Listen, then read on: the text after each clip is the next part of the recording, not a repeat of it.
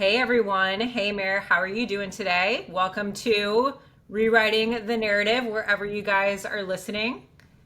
I am doing awesome. A little bit of an ice storm up here. I was telling Sarah before we recorded, but all is well. We are safe. We are warm. It's gray. It's okay. It is okay. I got a little baby taste of that Sunday night.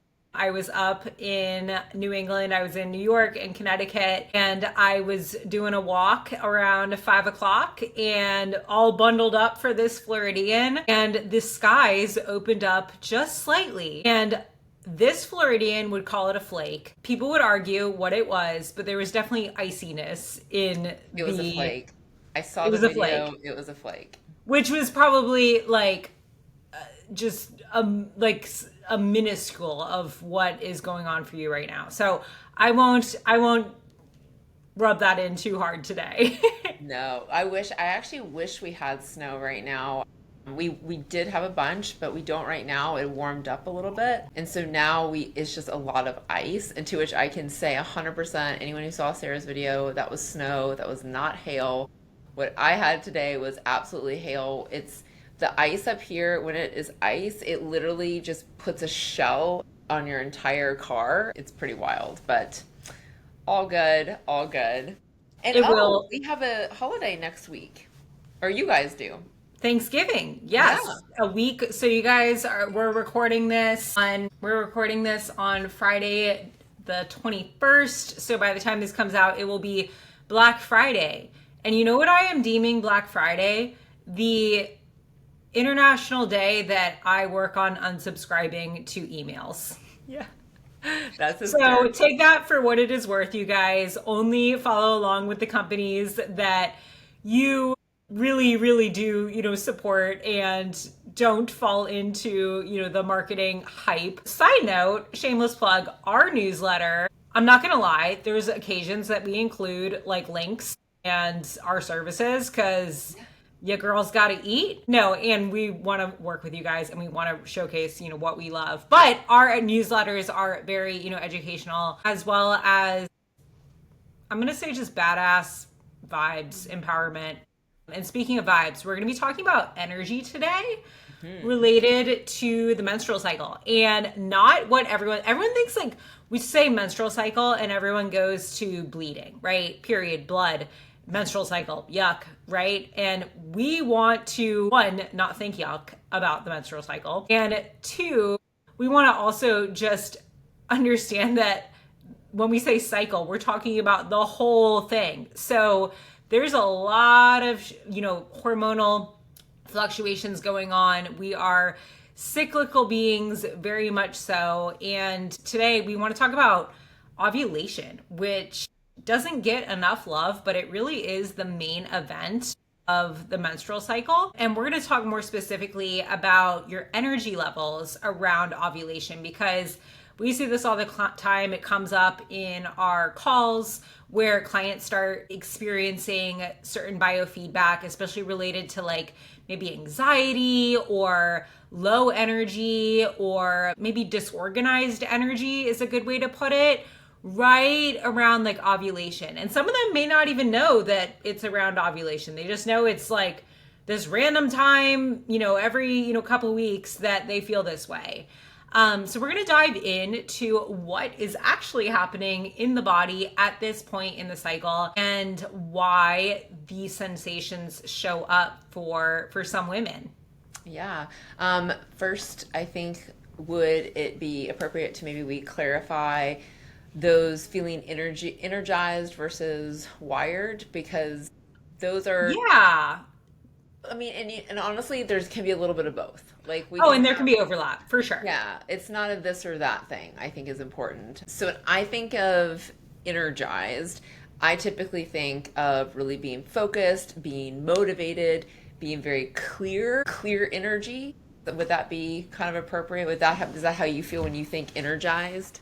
Yeah. No, I like clear. Okay, so you're hyped up, but have a clarity about that hype and that focus.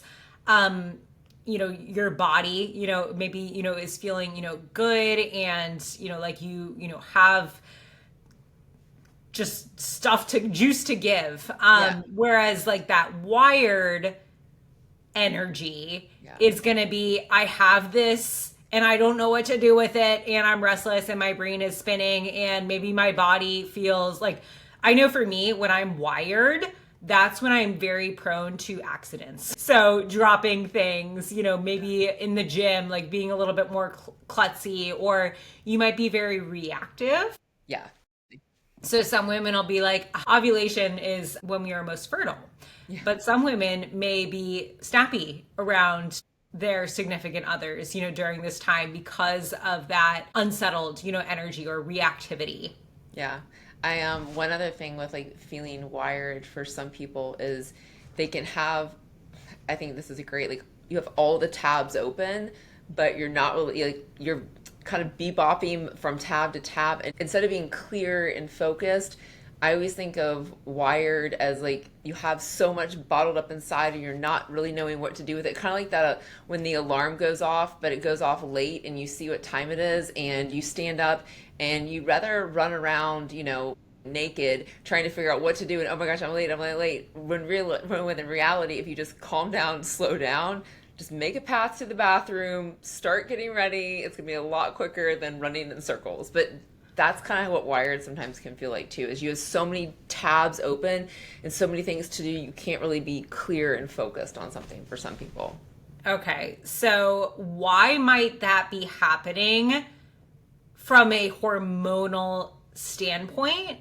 Yeah. At this point in the cycle, so leading up to ovulation? Because that feeling, we know, we can all agree, can happen for a lot of reasons. And actually, we're going to talk about that this isn't always pathological. We can't always blame hormones for everything, Instagram. But let's talk about, okay, what is going on at this point in the menstrual cycle? I'll give you guys a hint. It has to do with our friend estradiol, estrogen. Yep. Yeah. So when we are before ovulation, we have to be thinking that progesterone and its all robust glory is not in the picture. So estradiol, think about as being very stimulating and again, very invigorating. And for a lot of women, when estradiol starts to rise up, they will feel that. Perhaps they'll feel a sharpness and focus, but they do sometimes feel that boost, that kind of awesome energy. And then with that estradiol, we have another hormone that also comes up because it's going to be signaling that ovulation occur, which is LH. And both of those two gearing up towards ovulation, which is when progesterone is produced, can feel like turning things on, revving things up. And then post ovulation, that's when you have your progesterone, which is going to be that yang to the yin, so to speak, to estradiol. Right. And both estradiol and LH are kind of peaking like at around that same time. So you kind of get the feeling from both. And I think what's also interesting, and we see this in clients, we've been seeing this, we're not going to get too nerdy, but Mira, the new tool that we're utilizing as far as looking at hormones daily, throughout the cycle, we're seeing for some women a surge or an increase in those hormone levels happening before ovulation maybe is in a normal range, but because of their history or because of just their genetics, their receptors, they're feeling it maybe more than someone else who maybe even is having a similar, quote, level of hormonal activity. And that's what's so interesting too, is it's not just looking at highs or lows or considering high hormones, low hormones. It's how is your body responding to those increases or not having those increases, right? Yeah. Yeah. I think that's like a really, really good point, that even though we're saying, hey, before ovulation, this hormone rises and this other hormone rises, that is not, we can't literally make it so small to say it's this thing that's causing that, because for example, like to your point, where is a woman with regards to her reproductive age. So this might be really different for somebody who's in their reproductive years, and maybe they're having consistent cycles. I'll say normal in air quotes, like more normal hormonal fluctuations versus somebody who's in perimenopause where, 1 month her estradiol, it's not that it just rises up, it like literally shoots through, shoots through the graph. And then the next month she's not feeling that surge. So that's where that kind of roller coaster feeling can happen for a lot of women. And like you said, it can't just be like highs, like, hey, a high should make you feel this way. Because maybe, again, because of someone's history or their sensitivity, they might not feel great with that high. Like you said, this is where someone could, that energy isn't cool, calm, and clear. It's feeling manic. It's feeling overwhelmed. It's feeling I have so many tabs open, I don't know what to do, and so I'm just going to freeze. And I think that that's really important to really put that into context. Right. And that's, I mean, this I know comes up for me a lot with women like working post birth control or working to like restore an ovulatory menstrual cycle, where before their hormones have been pretty like low and kind of flatlined. And maybe we are just kind of starting to get, these cycles again. So we're just starting to, your body is just kind of waking up. And with that, you are just kind of feeling these sensations or changes for the first time. And especially like for women, that a lot of women that we work with are very in tune with their bodies and their biofeedback. And sometimes like that can, almost be a little bit like alarming, and you're like, what is going on? So I think that's where like that understanding, that's why we're so big on education, because, if you know that estradiol is rising, at this time, and, last month you noticed you were a little bit snappier than you wanted to be. Maybe, this time around, this month, okay, I know that I'm at, day 11, day 12 of my cycle. Maybe this is explaining why, I just feel like I can't write a comprehensive email, or I want to snap at somebody, or, I'm feeling unorganized. We can kind of like use that information to regulate ourselves a little bit, because here's the thing, hormones are powerful, but we also have this guy called our brain. And you might be like, Sarah, brain controls hormones. Yeah. But we are powerful human beings, and we have the ability to pause and step back with awareness and approach situations. And then from there, give our body, what it needs. So it might just be a breath, right? It might be, again, just recording this information and then taking it and making a plan, from there. For example, like maybe we check our caffeine intake around this time, because if we're already alert and edgy, well, okay, do we really need that extra shot of espresso to top off our estradiol that's maybe already raging, or, high, or whatever, we're going to say there. So just kind of some thoughts that come to mind for me. Yeah, I think that kind of leads us into the next point, like we wanted to talk with, or maybe two more points, with regards to it's not necessarily a problem, and the hormones are not something that we need to blame our hormones, but being in tune with what we need during that time and also what we don't need. And I think that this is, something that we want to talk about too today, was why some women might feel more wired and why they might feel more energized, and then again, some actionable things that we suggest if you are feeling these. And I think number one, like awareness is like a huge thing. And I think with regards to awareness and looking at, blood sugar regulation and meal timing and what we're eating during this time, when you're feeling, I'm not gonna say you, because I don't know you, whoever I'm talking to here, but for a lot of people, when they are feeling out of control, we'll just say that, like feeling wired can feel out of control. And when you feel that, one moment your body is doing great, and then the next moment your body is not doing so great, it can feel a little bit overwhelming.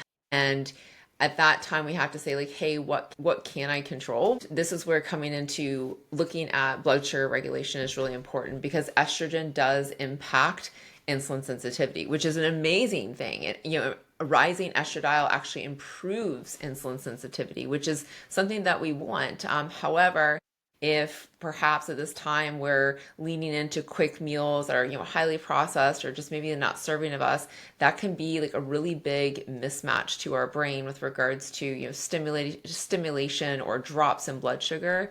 And the other thing, like Sarah alluded to, was cortisol and stress, and looking at that because estradiol and cortisol, they can both amplify each other. And this is not, necessarily just a bad thing. It's just something that, hey, we know that. So if our baseline cortisol, if we're living in this chronic state of stress all the time, having higher, or for example, a perimenopause woman, 75% higher estradiol, that can be, very stimulating and very activating for somebody, and even more overwhelming. So this doesn't mean that anything is, necessarily wrong. It just means that the system is going to be a little bit more sensitive to this time. And I think that's really important. And the last thing that I know a lot of people will, also attribute to, and I've seen this with clients, is a small bump in even like testosterone prior to ovulation. And some women really feel that, testosterone helps us do hard things, is what a practitioner that I work with very often says. And I love that. I think that that's great. Also really helpful for many other things. But I think it's also important to remember that during this time, that having that little kind of boost for some people can be amazing.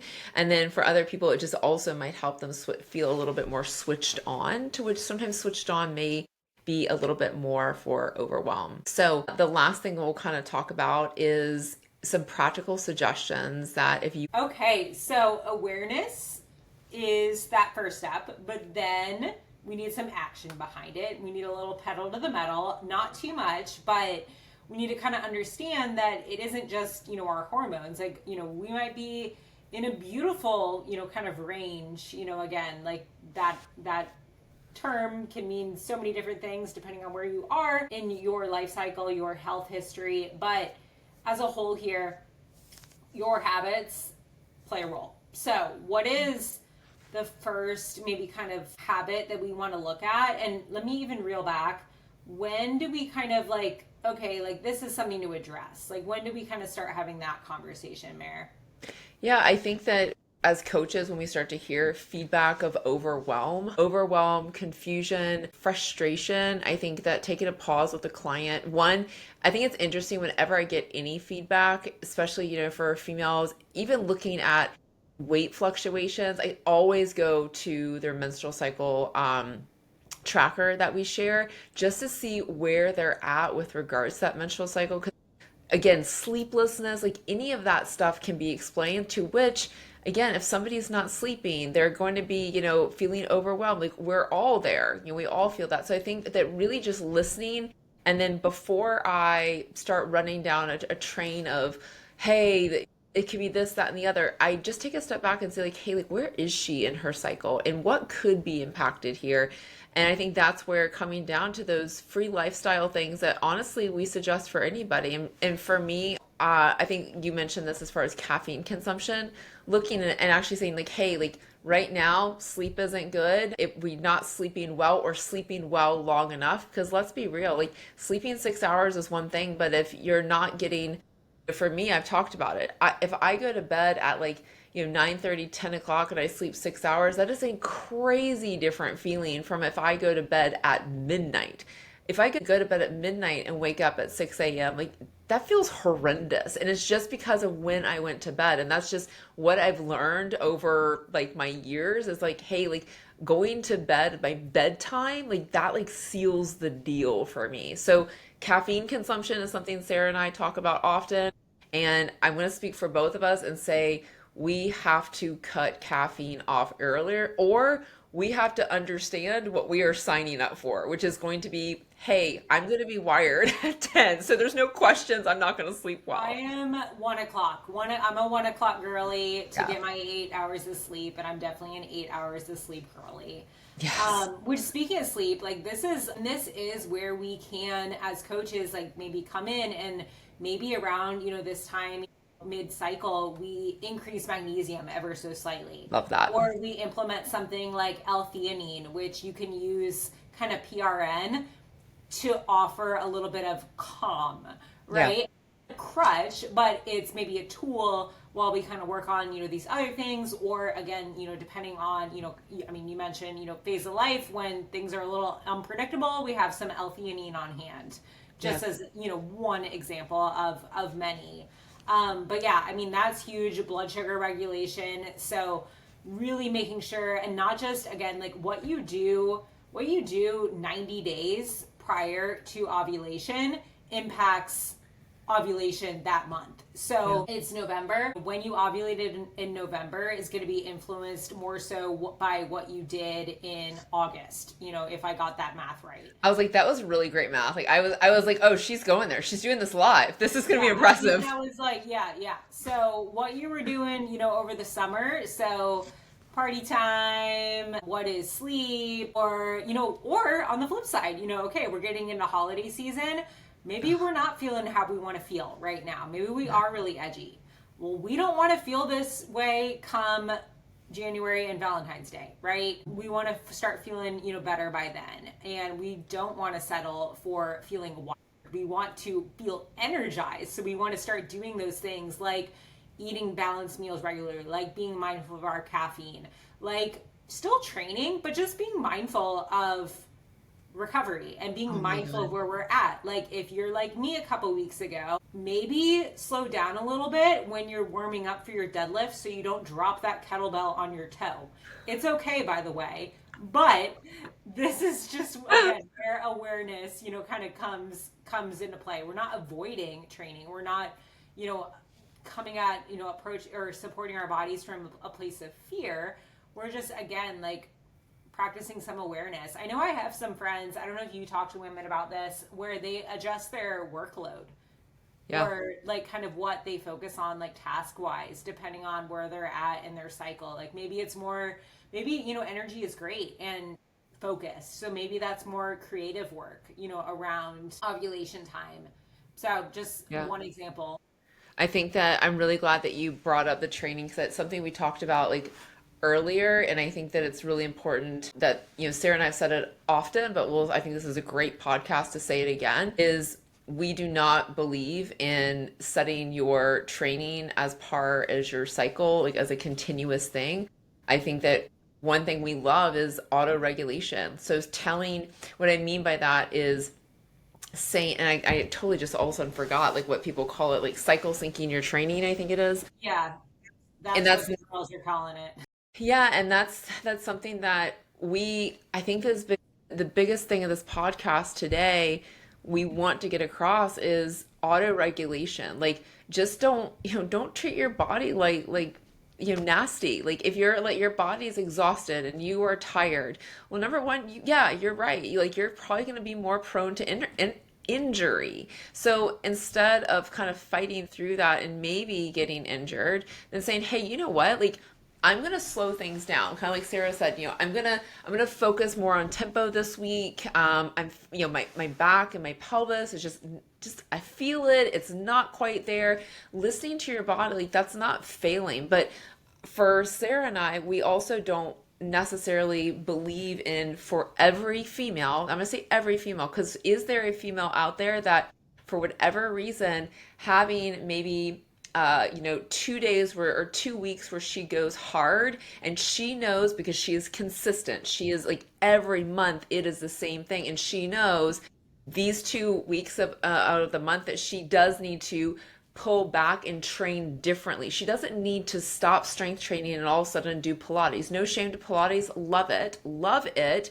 But I just want to prove that as a point that there is no hard fast rule because you're a female all of a sudden you become fragile like as a rule. Like we just want you to listen to your body and say, hey, there's no shame in being like, shit, like that deadlift, it is not going to be in my best interest. I'm going to still deadlift, but you know what? Maybe I'm going to be focused more so on tempo, getting a little bit more reps in, whatever the case may be. And I think that that's really, really important. And maybe you do need more recovery. So does that mean that it means lifting lighter? Maybe, I don't know. Maybe it just means a percentage that you go into a deload. Maybe it just means you train one less day that week. Maybe you just need an extra recovery day and you can still go hard though the other days. And I think that that's really important because like this whole podcast has been about feeling, some women feel energized and some women feel wired, we called it, or overwhelmed. And I think that listening in, a woman who feels energized, like if you're feeling it, babe, go in and do your thing. But And it, even yeah, if you're not feeling it, yeah. maybe go in still too, Oh with yeah. that open mind that I can, like Mary said, adjust the tempo. I can maybe train three shy of failure instead of, one shy of failure. And then, what happens sometimes? You get to that top set and you end up hitting a PR. Oh yeah. Oh yeah. I So I'm just saying, like, It's so true. It's typically the sessions where you're like, "Oh man, this is going to be a rough one," or I'm not feeling so awesome, and you you start making, as I call them, questionable choices mid lift. You're like, "This is probably gonna be a very questionable choice," and then you end up being like, just fucking around and finding out, and it goes great. right. So, and again, that's where like we're looking at patterns, right? We're not looking at one offs. If this is a consistent pattern, again, maybe it's something we want to pay attention to for better or worse as far as how we capitalize on that pattern, what we do about what you notice. And you may not need to do anything. You may just need to kind of move on with your life. It could have been a one off, if you're feeling a little off that month. It doesn't necessarily mean, or for coaches listening, like we don't need to get reactive Yeah. about biofeedback. That's so important. And maybe something we can do an entirely other podcast, about. Oh, 100%. Coaches, don't let your hormones influence your clients' hormones. Let's not project, shall we? Let's not project. But yeah, I mean, feeling energized or wired are Yeah. both pretty common patterns, and your physiology can explain it. Physiology can explain it. Estradiol is climbing, our friend LH is climbing, and we're just going to be a little bit more activated. And we want to maybe channel this energy in our favor, where we can. So we do absolutely encourage tracking your cycle, noticing those patterns, coaches making sure that you are encouraging your clients, your females, to do that, and always, kind of stepping back with awareness, which we actually have a whole podcast about. Am I Yeah. right? Yeah, we do. Okay, you guys. Well, before we go, I have a wrap up question for you, Meredith, that is brought to you by Legion. I'm going to put you on the spot. Legion is evidence-based supplements we love for their efficacious dosing and testing standards. Use code BOARD if you check them out. But Mer, if coaches understood this one thing about estradiol, it would change everything. Not to What fear comes to it. mind for you today? Not to fear it. Just I'm gonna keep it simple, clean, nothing into the nerdy stuff. Just we don't need to fear it. Is it bad that I embody her? I think I say her. But males have estrogen too. They So do. They do, and very important for them as well. But no, it's absolutely. yeah. Let us know if you guys want an episode purely on that. But until then, happy Thanksgiving, and happy Black Friday if you are celebrating. And we will see you guys next time. Yeah. Hopefully maybe Legion has some sales. Check it out.